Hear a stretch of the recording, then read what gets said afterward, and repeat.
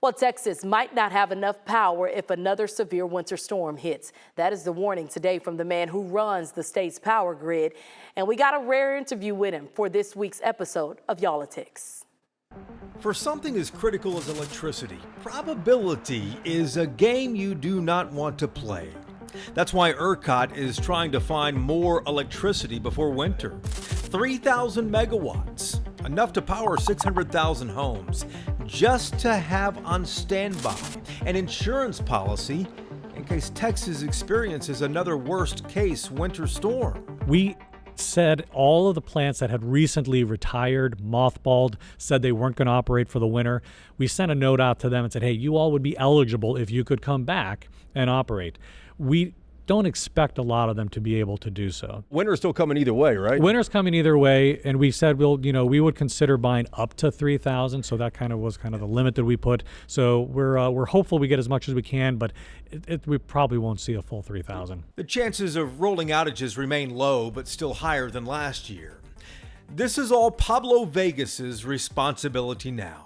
He's the president and CEO of ERCOT. And on this week's episode of Yall-itics, Vegas reveals what it is like to run the Texas electric grid and how solar energy changed things this summer.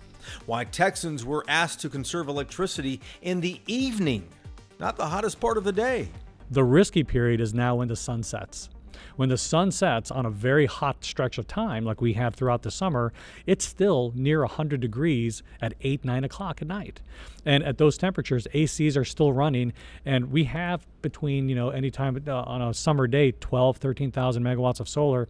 When that disappears and you're still at 100 degrees, it has to get backfilled by something. Texas set new records this year. We used 85,000 megawatts of power.